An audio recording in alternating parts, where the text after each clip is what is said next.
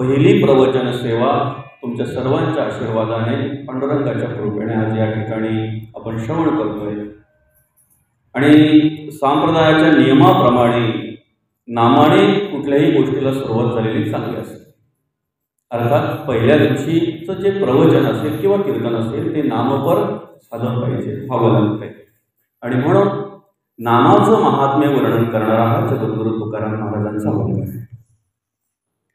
अभंगावर अर्कपूजा बांधण्याआधी, अभंगावर चिंतन करण्याआधी, अभंगावर विवरण घेण्याआधी ज्या निमित्तानं आपण या ठिकाणी प्रवचन सेवा आयोजित केलेली आहे, आपल्या या मुरबाड तालुक्यातील हे वाघिवली गाव आणि या वाघिवली गावामध्ये जवळजवळ 33 वर्षापासून सुरू असलेला हा हरिनाम सोहळा आता वर्ष सुरू आहे 34वां। बरं का, सर्वप्रथम आज 33 वर्ष या ठिकाणी हा हरिनाम सोहळा ज्यांच्या ज्यांच्या सहकार्याने संपन्न होतो त्यांच्या सगळ्यांच्या चरणी मी नतमस्तक होतो।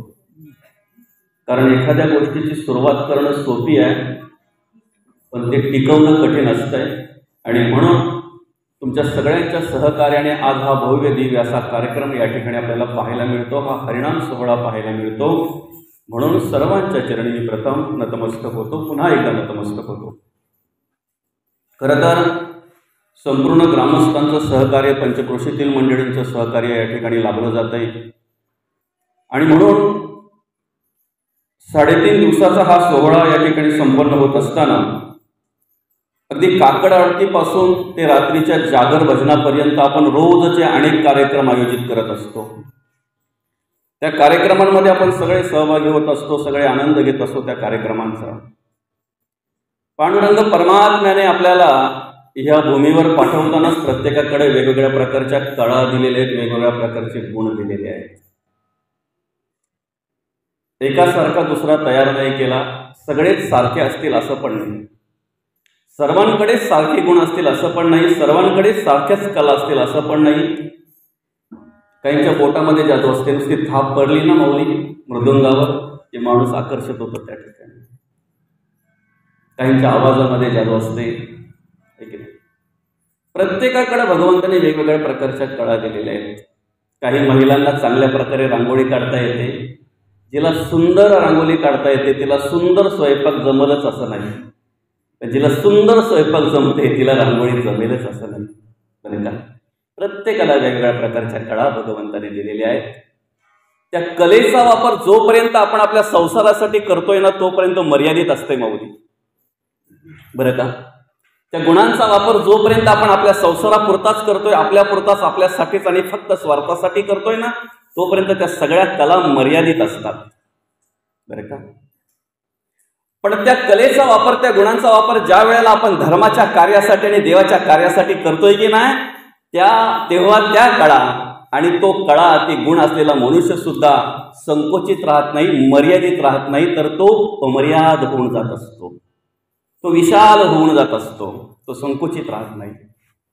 आणि म्हणून जगातील प्रत्येक वस्तू प्राप्त व्हावी म्हणून आज कॉम्पिटिशन आहे, स्पर्धा आहे। आपण एकमेकाकडे जर बघितलं ना, माणसाची धावपळ कशासाठी चालू आहे माहिती आहे का, तर जगातली काही ना काही वस्तू प्राप्त करून घेण्यासाठी। कोणाला जमीन हवी असेल, कोणाला जागा हवी असेल, कोणाला पैसा हवा असेल, कोणाला काहीतरी काही ना काही ह्या जगामध्ये जे दिसतंय ना ते प्राप्त करून घेण्यासाठी माणसाची धावपळ आहे। जगातील वस्तू प्राप्त करून घेण्यासाठी जी धावपळ असते तिला प्रपंच म्हणतात माऊली। बरोबर, जगातील वस्तू प्राप्त करून घेण्यासाठी जो मनुष्य धावपळ करतोय ना त्याला प्रपंच म्हणतात। आणि जगदीश्वराला प्राप्त करून घेण्यासाठी जे मनुष्य प्रयत्न करतोय त्याला अध्यात्म म्हणतात, त्याला भक्ती म्हणतात, त्याला परमार्थ म्हणतात। आणि तो परमार्थ, तो अध्यात्म आपल्याकडून घडावं, त्या अध्यात्माचे विचार, त्या परमार्थाचे विचार प्रत्येकापर्यंत पोहोचावेत, प्रत्येक घराघराने सहकार्य करावं, प्रत्येक घराघरातील माणसांनी सहभाग घ्यावा, या उद्देशाने आपण आयोजित करत असतो हरिनाम सोहळा। हरिनाम सोहळ्याचा उद्देश काय असतो? परिवर्तन। परिवर्तन हा हरिनाम सोहळ्याचा उद्देश आहे। अर्थात पहिल्या वर्षी सुरुवात करताना जेवढी माणसं होती आता तेवढीच नसतील माऊली, त्याच्यापेक्षा जास्त जोडली गेली असती. पहिल्या वेळेला जेव्हा आपण सुरुवात केली त्यावेळेला आध्यात्मिक क्षेत्रामध्ये कार्य करणारी, परमार्थ क्षेत्रामध्ये कार्य करणारी जी माणसं होती त्यापेक्षा आता वाढलेली असतील, त्यापेक्षा अधिक झाले असतील, अधिक जोडली गेली असतील. हा ह्या हरिनाम सोहळ्याचा उद्देश आहे. हरिनाम सोहळ्याचा उद्देश काय? परिवर्तन घडावं, धर्माचे, देवाचे आणि देशाचे विचार, संस्कार आणि संस्कृती प्रत्येकापर्यंत पोहोचावी आणि प्रत्येकाच्या हृदयामध्ये, प्रत्येकाच्या अंतःकरणामध्ये निर्माण व्हावी, हा उद्देश आहे. तुमच्याकडे असलेल्या कलागुणांचा वापर तुम्ही या ठिकाणी ह्या हरिनाम सोहळ्यासाठी करताय. प्रत्येकाला, अगदी सूक्ष्माहून सूक्ष्म या ठिकाणी काम करणाऱ्याला सुद्धा भगवंत काही ना काही चांगलं देत असतो, बरं का. आम्ही फक्त मोठमोठ्यांचा विचार करत असतो. कीर्तनकार असतील, प्रवचनकार असतील, भजन करणारे असतील, गायन करणारे असतील, वाद्यकाम करणारे असतील, सत्काराच्या वेळी आम्ही यांचा सगळ्यांचा विचार करतोय. पण देवाच्या सत्काराला सुरुवात मात्र झाडू मारणाऱ्यांपासून होते. देव देतोय ना त्यावेळेला सुरुवात कुठून करतो माहिती आहे का? ह्या मंडपामध्ये ते झाडू मारणारे असतात ना, स्वच्छता करणारे असतात ना, ह्या अंतऱ्या टाकणारे, अंतऱ्या उचलणारे जे असतात ना, तिथून भगवंत सुरुवात करत असतात द्यायला, बरं का. या ठिकाणी नकळत घडलेली सेवा सुद्धा वाया जात नाही. या ठिकाणी हरिनाम सोहळ्यासाठी नकळत घडलेली सेवा सुद्धा वाया जात नाही, फुकट जात नाही, बरं का. गरुड ज्या वेळेला वरती विहार करत होता, फिरत होता, त्यावेळेला फिरता फिरता फिरता फिरता त्याला कळलं खाली होम हवन चालू आहे, यज्ञ याग चालू आहे. आणि त्या यज्ञ यागाच्या ठिकाणी तिथे नारद मुनींचं कीर्तन आहे. एक त्याच्या मनामध्ये विचाराला, चला आपण त्या यज्ञ यागाच्या कार्यक्रमामध्ये आपण सहभागी होऊया. उशीर झाला तर कमीत कमी आपल्याला नारद मुनींचं कीर्तन तरी श्रवणाला मिळेल, कीर्तन श्रवण करूया. पण त्या यज्ञ मंडपापर्यंत पोहोचेपर्यंत त्याला उशीर झाला आणि उशीर झाल्यामुळे यज्ञ विधीमध्ये तर सहभाग घेता आलाच नाही. पण नेमका त्या वेळेला नारद मुनींचं कीर्तन सुद्धा संपलं होतं. विचार केला, आलेल्या साधू मंडळीचं दर्शन तरी होईल, सत्पुरुषांचं दर्शन तरी होईल, चांगल्या माणसांचं दर्शन तरी होईल. आणि म्हणून त्या यज्ञ मंडपामध्ये उतरला, सर्वांचं दर्शन झालं आणि उठता उठता फक्त आपले पंख फडफडविले त्याने, बरं का. मग गरुडाने फक्त उठता उठता पंख फडफडविले. त्या पंख फडफडविल्यामुळे तेवढा पूर्ण यज्ञ मंडप काय झाला? स्वच्छ झाला, पूर्ण कचरा बाजूला झाला. महाविष्णूंनी विचार केला, अरे ज्या वेळेला आम्ही हरिनाम सोहळा आयोजित करतोय त्यावेळेला मोठे मोठे कामं करण्यासाठी, स्टेजवरची कामं करण्यासाठी झुंबड पडते, कॉम्पिटिशन असतंय, श्रेय घेण्यासाठी एकमेकाला बाजूला सारलं जात आहे. पण ज्या वेळेला मंडपामध्ये झाडू मारायची वेळ येते ना, त्यावेळेला मात्र तो खराटा आतुरतेने वाट पाहत असतो, कोणी उचलतंय का मला, कोणी हात लावतंय का मला. कार्यक्रमाच्या वेळेला जेव्हा अंतऱ्या टाकायच्या असतात त्यावेळेला वाट पाहावी लागते, कोणतरी येईल आणि टाकेल. कार्यक्रम संपल्यानंतर त्या अंतऱ्या उचलण्यासाठी थांबावं लागतंय, ठरवून थांबावं लागतंय. सगळे गेले तरी मला थांबायचंय का, अंतऱ्या उचलायच्या आहेत. भगवान विष्णू विचार करायला लागले की अरे एवढा स्वच्छ मंडप आहे, एवढा साफ केला कोणी, एवढा स्वच्छ केला कोणी. आणि मग त्यांना कळलं गरुडाला होता, त्या गरुडामुळे हा यज्ञ मंडप एवढा स्वच्छ झालेला आहे. आणि मग बोलावून घेतलं त्या गरुडाला आणि सांगितलं, शेवटपर्यंत तू माझ्या जवळ राहशील, तुझा वाहन म्हणून मी माझ्या जवळ ठेवतोय. आज भगवान श्री विष्णू नमस्कार करता करता गरुडाला सुद्धा नमस्कार घडला जातो. त्याला कारण काय? नकळत घडलेली सेवा आहे, नकळत घडलेली सेवा आहे.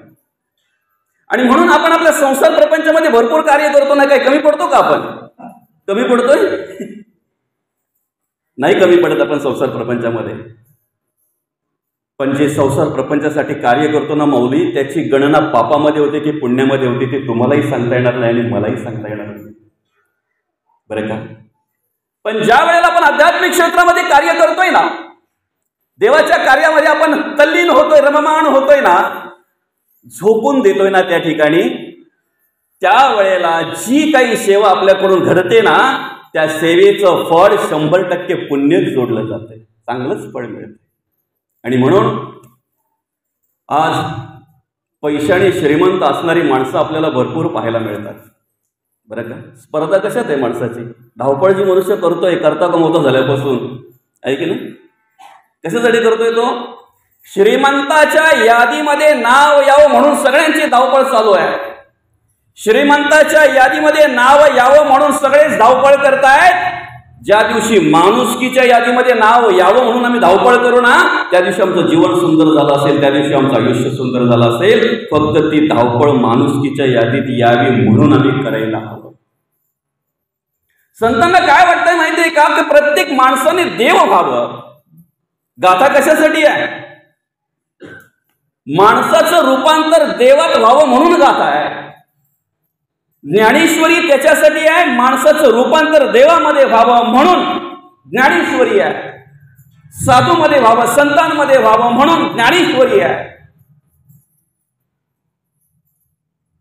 प्रत्येक संताला असं वाटतं की प्रत्येक माणसाने देव व्हावं, पण त्याच्याही पुढे जाऊन संत सांगतायत एखाद्या वेळी माणसाला देव नाही होता आलं तरी चालेल, पण माणूस म्हणून जरी जगता आलं ना तरी भरपूर झालं. फक्त माणसाने जगता वागताना विचार केला पाहिजे, माझं आद्य कर्तव्य काय आहे, माझं आद्य कर्तव्य काय आहे. कर्तव्य एकदा माणसाला कळलं ना की मग तो बाजूला सगळं बाजूला सारून देतो. ज्या वेळेला मनुष्य कर्तव्यहीन होतो, मला काय करायचं आहे ते विसरतोय, त्यावेळेला भगवंताने केलेलं मार्गदर्शन म्हणजे गीता आहे. त्याला कर्तव्याची जाणीव व्हावी, त्याने काय करावं, कशा प्रकारे जगावं, कशा प्रकारे वागावं, आपला जन्म कशासाठी झालेला आहे, या सगळ्या प्रकारचं मार्गदर्शन म्हणजे गीता आहे. आणि म्हणून ज्या वेळेला मायेच्या अधीन झाला अर्जुन, मोह निर्माण झाला, ममत्व निर्माण झालं, हे सगळं माझं आहे, ते ममत्व दूर करण्यासाठी, तो मोह बाजूला करण्यासाठी, ती माया बाजूला करण्यासाठी भगवंताने मार्गदर्शन करायला सुरुवात केलं. पहिला योग सांगितला, ज्ञानयोग. पहिला काय सांगितला? ज्ञानयोग. ज्ञान द्यायला सुरुवात केली, त्याला ज्ञानाने सांगायला सुरुवात केली सगळ्या काही गोष्टी. अधूनमधून बरेच प्रश्न विचारलेले आहेत त्याने. कोणी? अर्जुनांनी अधूनमधून बरेच प्रश्न विचारलेले. प्रश्नांचं उत्तर म्हणजे गीता आहे. अर्जुनांनी विचारलेल्या प्रश्नाचं उत्तर म्हणजे गीता आहे. बरं का?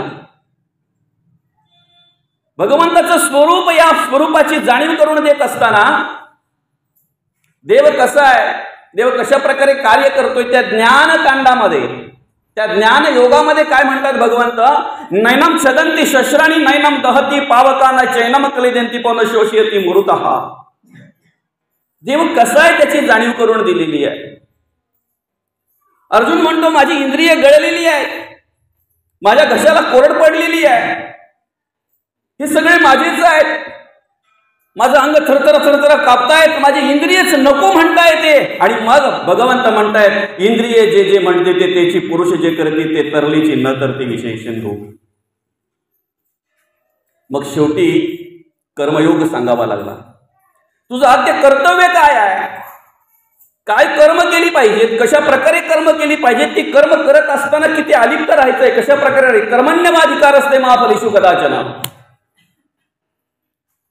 तिथे अर्जुन बोलतो हे सगळं करण्यापेक्षा, हे सगळं करून ती संपत्ती मिळवण्यापेक्षा भीक मागून जेवलेलं बरं पडेल. ही भाषा अर्जुनाची आहे बरं का. त्याच्या पुढे तो म्हणतोय संन्यास घेतलेला बरा पडेल. आणि म्हणून मग संन्यास योग मांडावा लागला. संन्यास कशाला म्हणतात, संन्यासी कशाला म्हणतात? मी आणि माझे आईशी आठवण विसरले जयाचे अंतःकरण, पार्था तोची संन्यासी जाण, तोची साधू जाण. मी माझे आईशी आठवण विसरले जयाचे अंतःकरण. आपला जो अट्टास आहे ना तो तेवढ्यासाठीच आहे. ज्या दिवशी याचं विस्मरण आपल्याला होईल ना त्या दिवशी आपल्याकडून परमार्थ घडेल. मी माझे,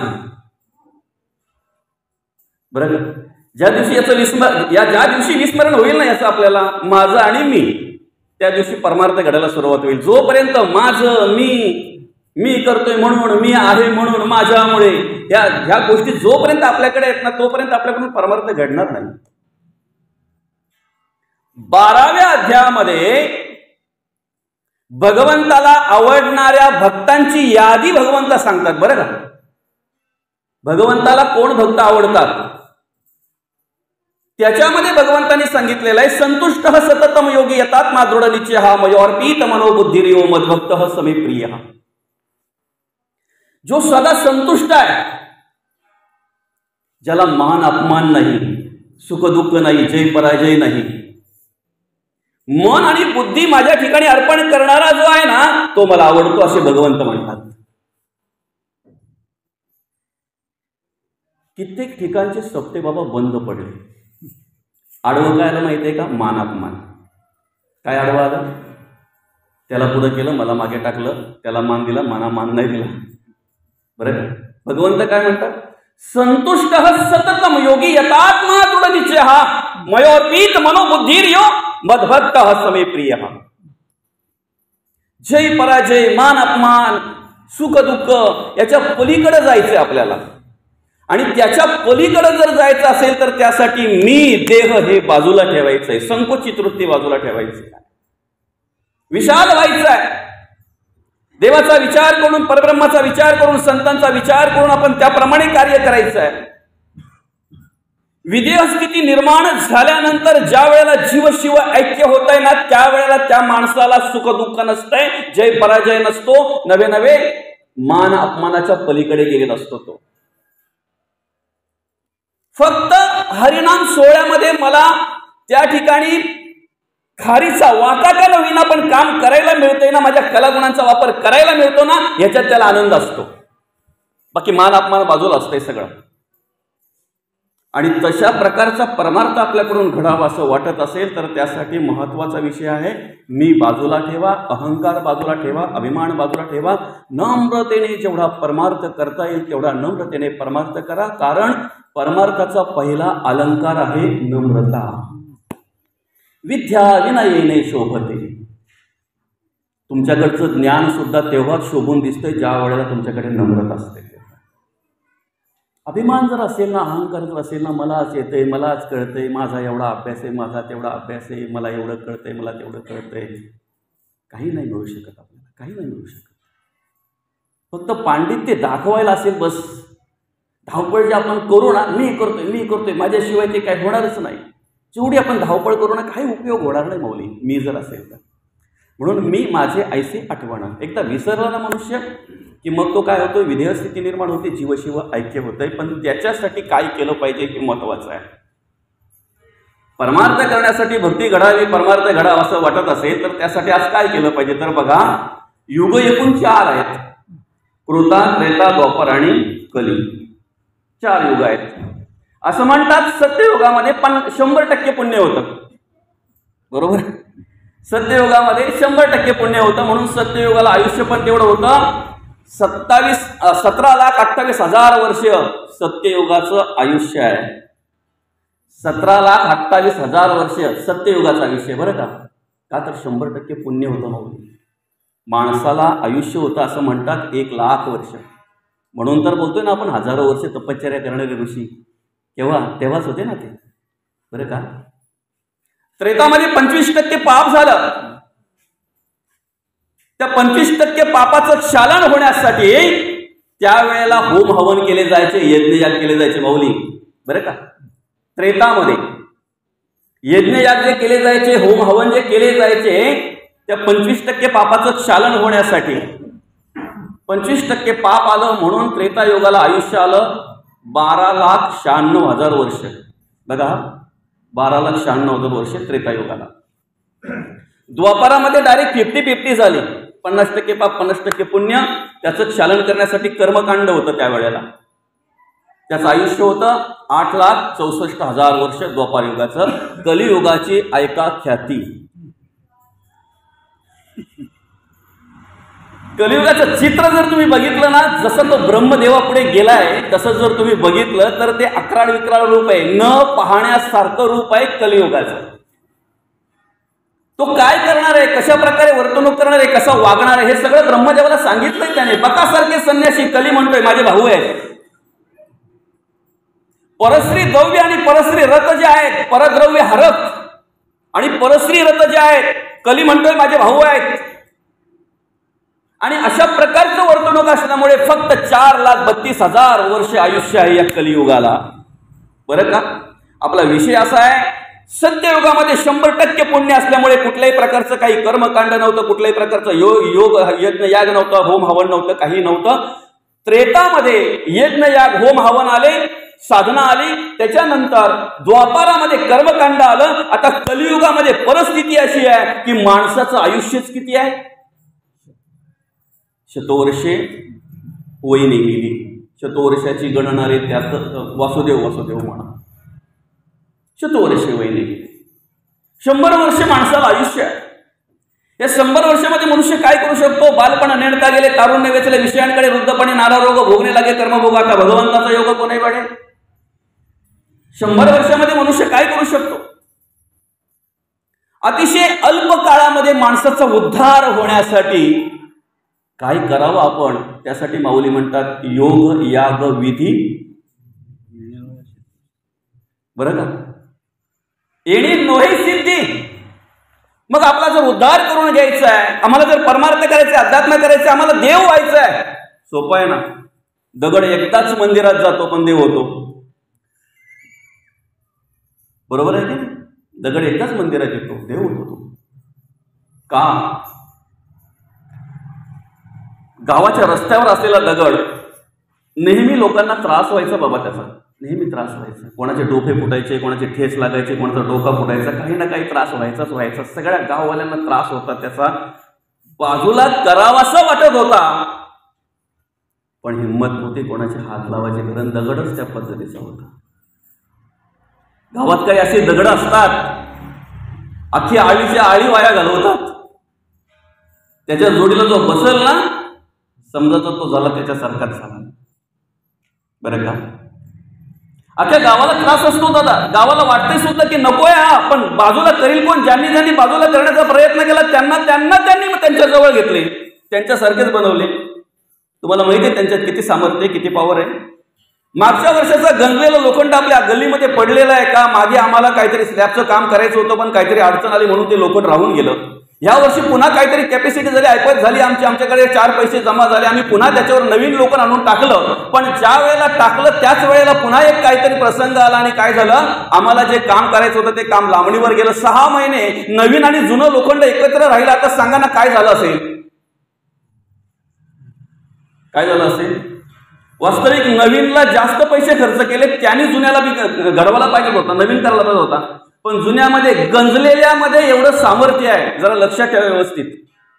गंजलेल्यामध्ये एवढी पॉवर आहे की ते चांगल्याला गंजवतंय, म्हणून चांगल्याने गंजलेल्याजवळ बसायचं नाही. बिघडवतंय ना ते.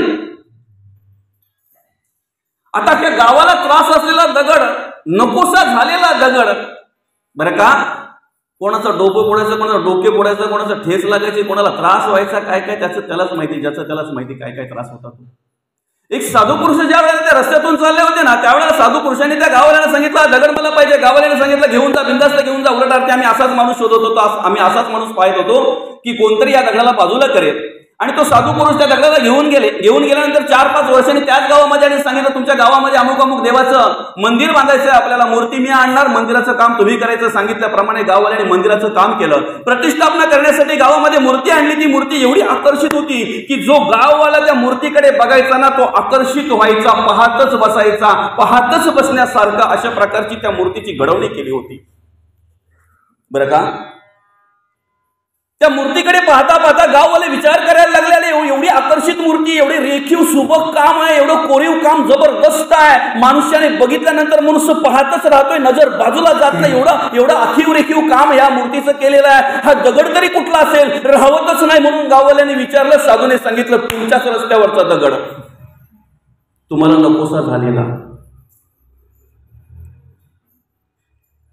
आता गाववाले विचार करतात की साधूला काय काय करावं लागलं असेल, त्या महाराजांना काय काय करावं लागलं असेल. त्या दगडाची मूर्ती त्यांनी तयार केली, राहवतच नाही. म्हणून गावकऱ्यांनी, ग्रामस्थांनी विचारलं महाराज काय त्रास घेतलात तुम्ही, नेमकं काय केलं एवढं परिवर्तन झालं. त्यावेळेला साधूने दिलेलं उत्तर आहे काय म्हणतात साधू, अरे प्रत्येक दगडात देव आहे. मंदिरात बसलेल्यांनी पण ऐकावं आणि मंदिराच्या बाहेर ऐकत असतील त्यांनी पण ऐकावं.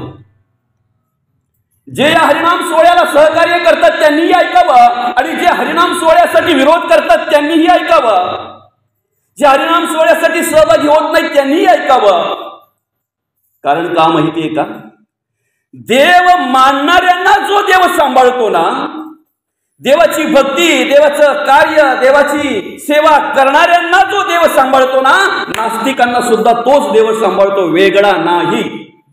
देव न मानणाऱ्यांना सुद्धा तोच देव सांभाळतोय. ऐका ना काय म्हणतात साधू, प्रत्येक दगडात देव आहे, तसा ह्या दगडात सुद्धा देव होताच होता, मी आणला नाही.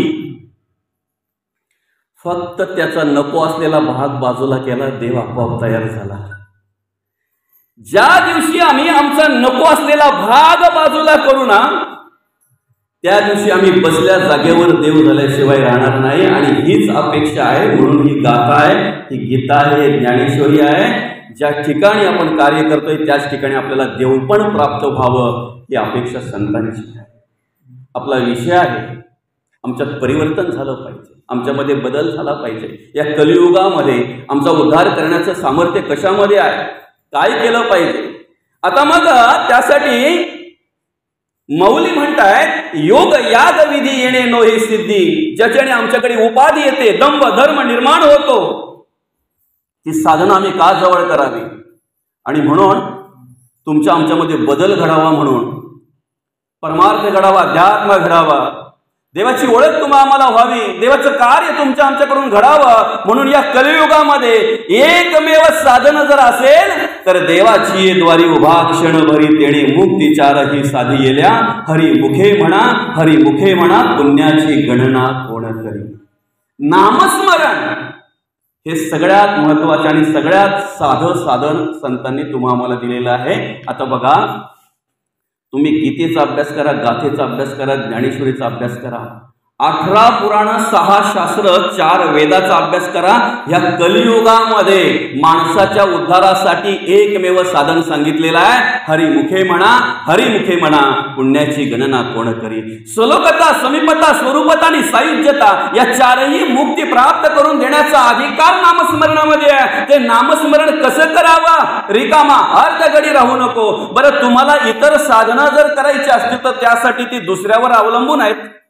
तुम्हाला यज्ञ, याग, होम, हवन, पूजा अर्चा जर करायची असेल तर कोणाची तरी वाट पाहावी लागणार आहे. पैसा अडका पाहिजे, आर्थिक, कायिक, वाचिक, मानसिक शिल्लक पाहिजे तुमची, त्यावेळेला तुम्ही ते इतर साधना करू शकता.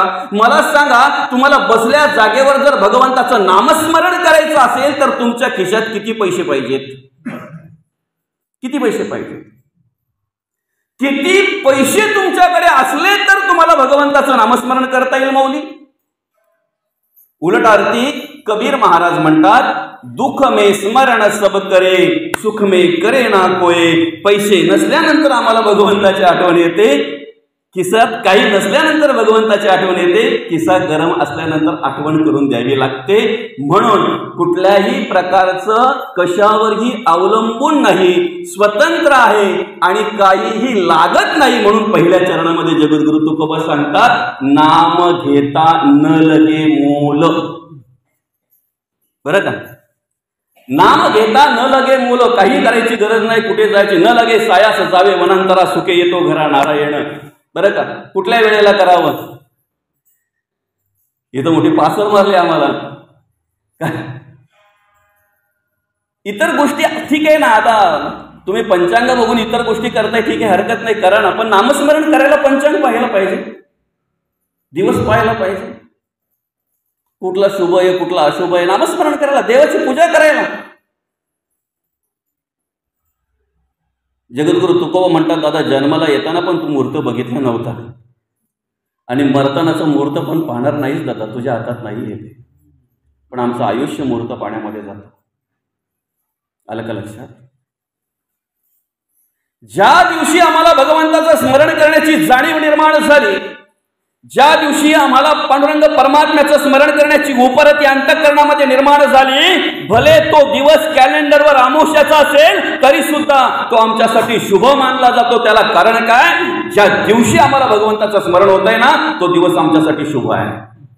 तो दिवस आमच्यासाठी शुभ आहे. म्हणून काळ वेळ नाम उच्चारिता नाही, दोन्ही पक्ष पाही उतरती. शुक्ल पक्ष असो वा कृष्ण पक्ष असो, कुठलंही आयन असो, कुठलीही तिथी असो, कुठलाही दिवस असो, नक्षत्र करण योग कुठलाही असू द्या, भगवंताचं स्मरण अखंड करावं, अखंड करावं, अखंड करावं. नाम घेता न लगे मोल, नाम मंत्र नाही खोल. किती सामर्थ्य आहे. वाल्याचा वाल्मिक करण्याचं सामर्थ्य नामस्मरणामध्ये आहे. वाल्याचा वाल्मिक करण्याचं सामर्थ्य नामस्मरणामध्ये. नामस्मरणामध्ये किती सामर्थ्य आहे. ज्या दगडावर श्रीराम लिहिलं ना, तो दगड पाण्यातही करतो. फक्त लिहून घेतलं पाहिजे, बरं का. मारुतीरायांच्या मंदिरामध्ये हा कार्यक्रम सुरू आहे. मारुतीराया, सर्व वानरसेना सगळे दगडावर श्रीराम श्रीराम लिहित आहेत, बरं का माऊली. आणि पाण्यामध्ये सोडतायत ते दगड पाण्यामध्ये तरतायत. ऐका ना, बरं का. ही क्रिया बघितली प्रभू रामचंद्रांनी, आणि रामचंद्रांच्या मनामध्ये आलं की अरे, आपल्या नावाने जर दगड करतात, आपण दगड सोडायला काय हरकत आहे, सोडून पाहायला काय हरकत आहे. आणि एकीकडे प्रभू रामचंद्रांनी पाण्यामध्ये दगड सोडायला सुरुवात केली. थोडा मोठाच टाकला, बुडला. त्याच्यापेक्षा थोडा छोटा टाकला, बुडला. त्याच्यापेक्षा थोडा छोटा टाकला, तोही बुडला. अगदीच छोटा टाकला, तोही बुडला. राहतच नाही म्हणून मागे वळून बघितलं तर हनुमंत दोन्ही हात जोडून उभे होते. मारुतीराया दोन्ही हात जोडून त्या ठिकाणी उभे होते. प्रभू विचारतायत, अरे कधी आले तुम्ही, आलात कधी तुम्ही, केव्हा आला. उत्तर होतं, पहिला दगड बुडला तेव्हाच, बरं का. पण पुढचं ऐका ना, मारुती राया काय म्हणतायत, हनुमान काय म्हणतायत. देवा, ज्या दगडावर तुमचं नाव लिहिलं ना, तो दगड पाण्यात तरतोय. ज्या दगडावर तुमचं नाव लिहिलं तो दगड पाण्यात तरतोय. पण जो दगड तुमच्या हातून सुटला ना, त्याने धरायचा जरी प्रयत्न केला तरी तो बुडल्याशिवाय राहत नाही, तेवढंच सत्य आहे. म्हणून देवाच्या हातून सुटता कामा नये, सगळ्यांच्या हातून सुटलो तरी चालेल. काय समजतंय. एक वेळ सगळ्यांचं विस्मरण झालं तरी चालेल, पण देवाचं विस्मरण होता कामा नये. ज्याला देवाचं विस्मरण झालं, बुडाला म्हणजे मोठे मोठे होते, हजारो वर्ष तपश्चर्या करणारे. भगवंत जरा विस्मरण झाल्याबरोबर बुडाले, विस्मरण झाल्याबरोबर बुडाले. अनेक उदाहरण आहेत नाशिक पुराणामध्ये, अनेक पुराणामध्ये उदाहरण आहेत. मोठमोठे रथी महारथी बाबा, बरं का, रथी महारथी. आपली काय तपश्चर्या, आपण हातात स्मरणिका घेतली नामस्मरणाला का आपल्याला पीठ आठवते. मग ती बोलते, हे बघ का माल घेतले हातात, तर आठवलं मला त्या शेजारच्यानी एक पहिले पीठ नेला, त्या पहिले घेऊन ये जा. 8 दिवस झाले तिने दिला नाही, विसरलो होतो. आता माल घेतले वाटून होते. स्मरणिका हातात घेतली नामस्मरणासाठी की मग आपल्याला आठवते, आणि मग तो पोराला बोलून घेतो, इकडे ये, खालच्या आलीच्या दादासनी 1000 रुपये नेलं, 8 दिवस झाला आणून दिलं नाही, विसरलो होतो, आता माल घेतले वाटून झाले. बरं बोलतो पण माल ठेवल्यावर विसरण कदाचित. आता मला सांगा, स्मरणिका घेतल्यानंतर माणसाला कोण आठवायला पाहिजे, भगवंत आठवायला पाहिजे, बरोबर की नाही. नाम घेताना ज्याचं नामचिंतन आपण करतोय ना, तो देव आम्हाला आठवायला पाहिजे, तो देव आमच्या डोळ्यासमोर दिसायला पाहिजे. आम्हाला संसारातही परमार्थ आठवावा. ऐका, आम्हाला संसारातही परमार्थ आठवावा, आणि संसारातही परमार्थ आठवावा म्हणून हा हरिनाम सोहळा आहे. आम्हाला परमार्थात जर संसार आठवत असेल तर आम्ही खूप लांब होतो अजून, खूप. म्हणजे पंढरपूरला जावा ना, टोपल्यानं सुखा घेऊन यावा अशी परिस्थिती आहे. देव आळंदीला जावा आणि काय पोली पाटलाटणी घेऊन यावा. परमार्थातही आम्हाला संसार आठवतोय, तो सुटत नाही. कसं परिवर्तन होईल आमच्यामध्ये. आम्हाला संसारातही देव आठवायला पाहिजे, समजतंय ना. संसारातही देव आठवायला पाहिजे. जनाईच्या त्या ओव्या, जनाईचे ते अभंग ऐकले, बघितले कबीर महाराजांनी, आणि त्या अभंग ओव्या बघितल्यानंतर विचार करायला लागले, ज्यांनी रचना एवढी सुंदर केलेली आहे, ज्यांची रचना एवढी सुंदर आहे, त्या जनाईला एकदा तरी भेटायला पाहिजे. काय म्हणतात कबीर महाराज, त्या जनाईला एकदा तरी भेटायला पाहिजे. आणि जनाईला भेटण्यासाठी कबीर महाराज निघाले पंढरपूरच्या दिशेने. पंढरपूर क्षेत्री आले, विचारलं मला जनाईला भेटायचं आहे. आणि मग त्यावेळेला सांगितलं तुम्हाला जनाईला जर भेटायचं असेल तर जनाई नामदेवाच्या घरी काम करते. नामदेवाच्या घरी आल्यानंतर ते समजलं अमक्या अमक्या जागी अमक्या अमक्या ठिकाणी गोवऱ्या थापायचं काम चालू आहे, तिथे जनाई आहे. तुम्हाला जनाईला भेटायचं असेल तर ज्या ठिकाणी ती गोवऱ्या थापते ना त्या ठिकाणी जाऊन भेटा, मिळेल तुम्हाला, भेटेल तिथे ती, तिची भेट त्या ठिकाणी होईल तुमची. आणि कबीर महाराज निघाले सांगितल्याप्रमाणे. ज्या वेळेला त्यांनी सांगितलेल्या जागेवर त्या ठिकाणी पोहोचले त्यावेळेला गोवऱ्या होत्या, 2 महिला पण होत्या, पण त्या 2 महिला एकमेकांशी भांडत होत्या, एकमेकींशी भांडत होत्या त्या. बरं का, महिलांचं भांडण कधी बघितलंय? पूर्वी पाहायला भेटायचे नाही का? आता नळ घरोघरी असल्यामुळे जरा कमी प्रमाणात झालंय भांडायचं. पूर्वी विहिरीवर ज्या वेळेला जायचं त्यावेळेला नुसतं लांबला लागलं तरी पण जोरात व्हायचे. नळाचा एखादा स्टँड असायचा नळाचा. ज्या वेळेला सुरुवातीला गावात नळ योजना आली तेव्हा घरोघरी नव्हती, एक स्टँड, बरोबर का? असे तेवढे आलेला एक, ह्या आलेला एक, त्या आलेला एक, मग तेवढे आलेच्या बाया तिथे असू द्या, चला ठीक आहे, हरकत नाही. महिलांचं भांडण, आणि त्याप्रमाणे ते भांडण बघितलं त्यांनी. कोणी? कबीर महाराजांनी. बरं का, आपला विषय आहे आम्हाला संसारात पण देव आठवावा. बरं का, परमार्थात तर आठवलाच पाहिजे, पण संसारात सुद्धा देव आठवावा आम्हाला. आणि बघितल्यानंतर कबीर महाराज म्हणतात ह्या 2 बाया भांडतायत एकमेकींशी, म्हणजे यापैकी जनाई नाही. कारण आपण जिच्याबद्दल ऐकून आहे, आपण जिच्या ओव्या ऐकल्यात, आपण जिचे अभंग ऐकतोय, पाहतोय, वाचतोय, यापैकी नाही.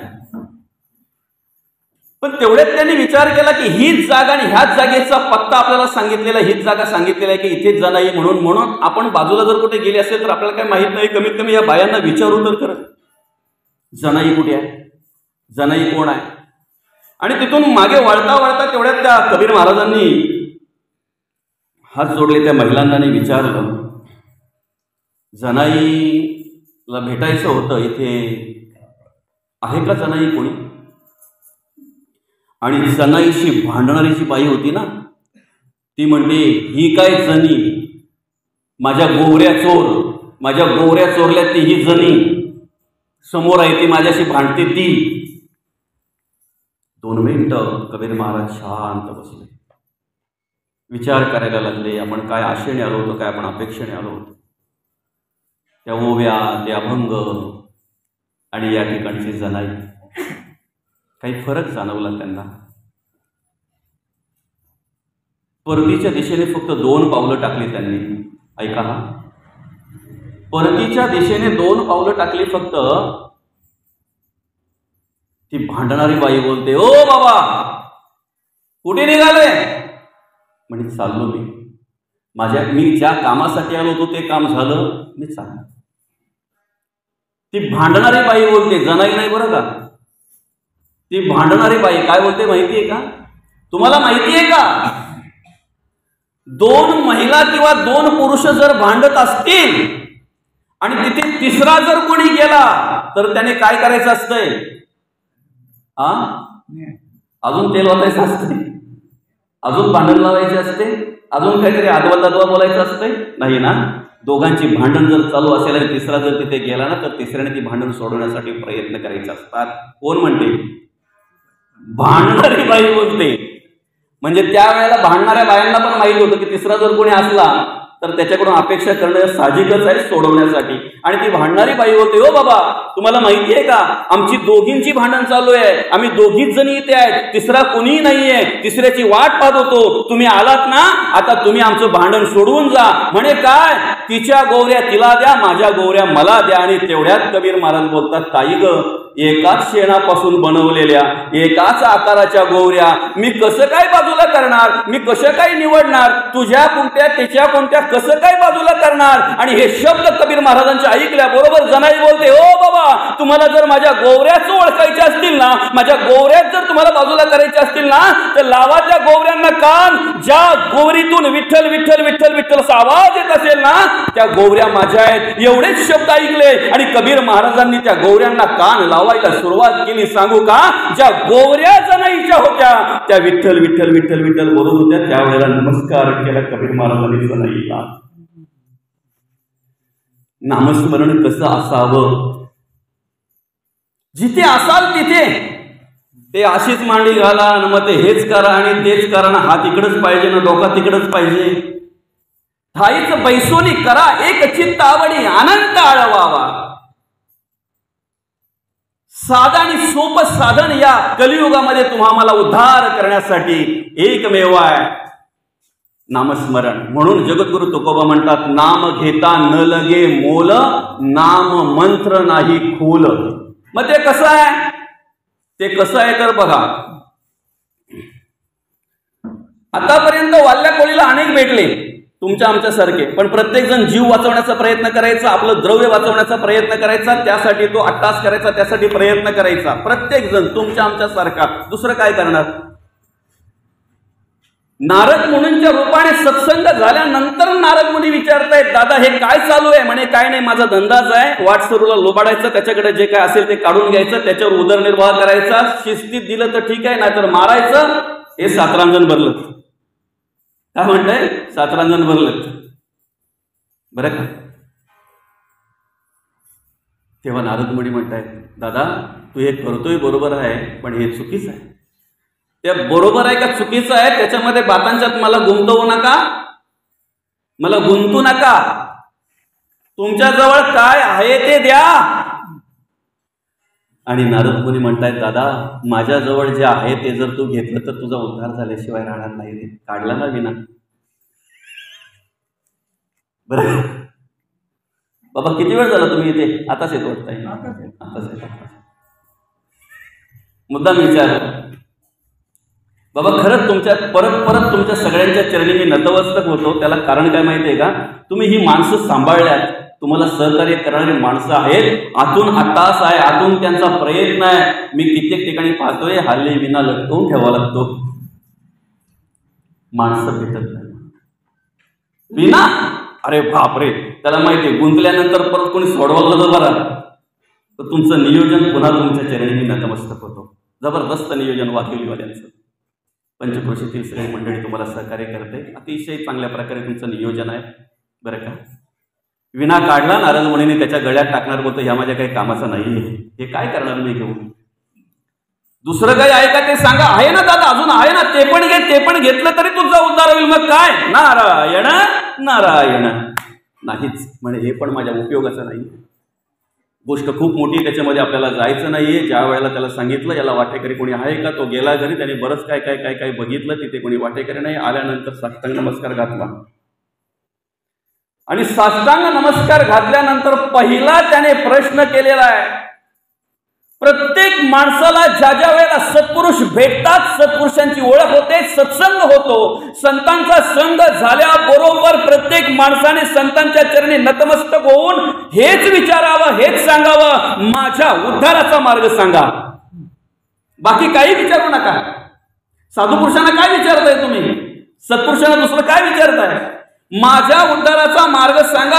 आणि साष्टांग नमस्कार घातल्याबरोबर वाल्ल्या कोली म्हणतायत कोणाला, नारद मुनींना, झाला आता जो काही बोध व्हायचा तो झाला, मला जे काही कळायचं ते कळलं, फक्त आता मला माझ्या उद्धाराचा मार्ग सांगा.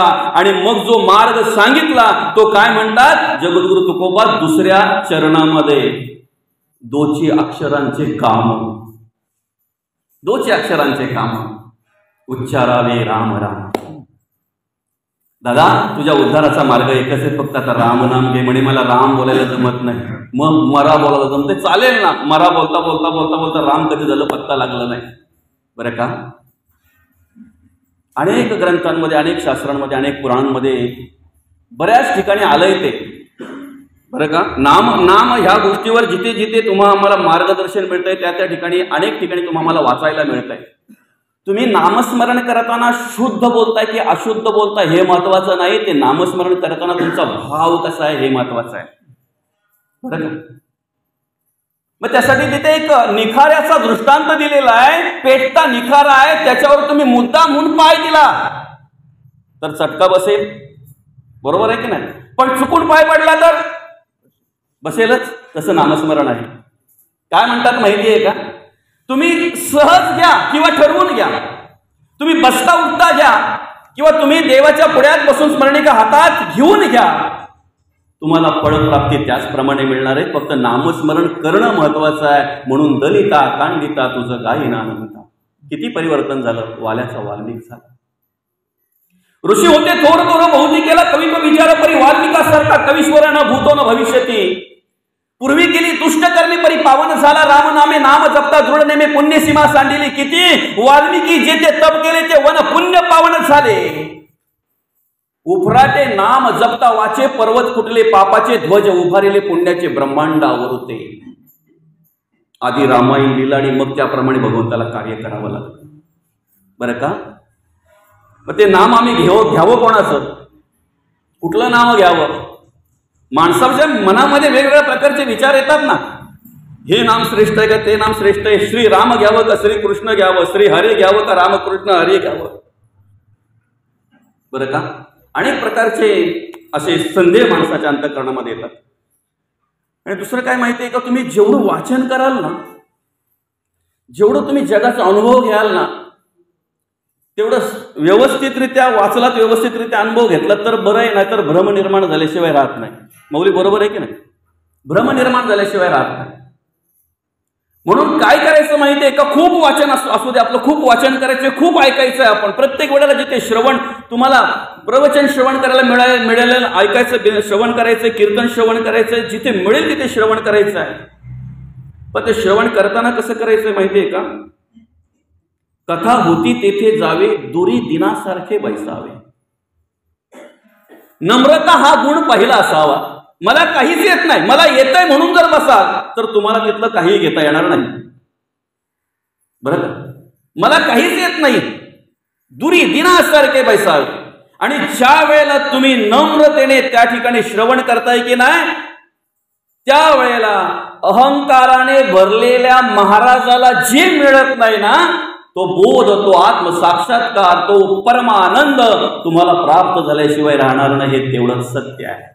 म्हणून नामदेव कीर्तन करी पुढे देव नाचे पांडुरंग. का भाव होता, निष्ठा होती, श्रद्धा होती आणि विशेष म्हणजे विश्वास होता. पहिला विषय आहे नाम कोणाचं घ्यावं. प्रत्येक वेळेला, प्रत्येक युगामध्ये भगवंत कार्याला आलेले आहेत. भगवान विष्णूंचे दशावतार, त्याची आख्यायिका आपल्याला माहिती आहे. मत्स्य कूर्म वराह नृसिंह वामन परशुराम रामकृष्ण बौद्ध कल्की, दशावतार मानलेले आहेत बरं का.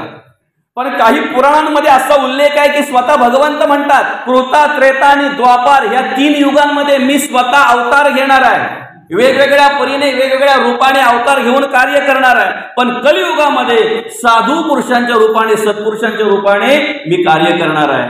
बघा काय म्हणतात भगवंत, 3 युगामध्ये मी स्वतः अवतार घेणार आहे वेगवेगळ्या रूपामध्ये. पण कलियुगामध्ये मी काय करणार आहे, साधू पुरुषांच्या रूपाने कार्य करणार आहे, सत्पुरुषांच्या रूपाने कार्य करणार आहे, संत पुरुषांच्या रूपाने कार्य करणार आहे. म्हणून लोपले ज्ञान जगी हित नेणती कोणी, अवतार पांडुरंग पण नाम ठेविले ज्ञानी. कोणाच्या आधाराने कार्य करणार आहेत भगवंत, संतांच्या रूपाने, साधूंच्या रूपाने. म्हणून तुकिता तुलनेसी ब्रह्म पण तुकाशी आले बरं का. साधू पुरुषांच्या रूपाने, सत्पुरुषांच्या रूपाने या कलियुगामध्ये भगवंत कार्य करणार आहेत. भगवंताचे अनेक रूप आहेत. यदा यदा धर्मस्य ग्लानिर्भवति भारत अभ्युत्थान धर्मस्य तदात्मनां सृजाम्यहं परित्राणाय साधूनां विनाशाय च दुष्कृतः धर्म संस्थापनार्थाय संभवामि युगे युगे. अनेक वेळेला भगवंताला यावं लागलेले कशासाठी, धर्माचं कार्य करण्यासाठी, अर्थात धर्माची स्थापना करण्यासाठी, दुष्टांचा नाश करण्यासाठी आणि भक्तांचं रक्षण करण्यासाठी भगवंतांना अनेक रूपामध्ये यावं लागलेलं आहे. ज्या ज्या रूपामध्ये, ज्या ज्या अवतारामध्ये आले त्या त्या वेळेला भगवंताचं नाम ठेवलं गेलं. नाम जरी वेगळी असली, अवतार जरी वेगळा असलं तरी कार्य मात्र एकच आहे. आणि नाम जरी वेगळी असली तरी भगवंत मात्र एकच आहे. हे आपण स्मरणात ठेवलं पाहिजे. आणि तो एक सर्वव्यापी आहे. नैनम छदंती शस्त्राणी नैनम दहती पावका न चैनम क्लेदंती पण शोषयती मृतः. जो सर्वत्र भरलेला सर्वव्यापी असा एक आहे की नाही, त्या एकाचं स्मरण आपण केलं पाहिजे. एकाची आठवण, एकाचं स्मरण आपण करून आणि त्या पद्धतीने नामस्मरण केलं पाहिजे. दोची अक्षरांचे काम उच्चारावे राम राम.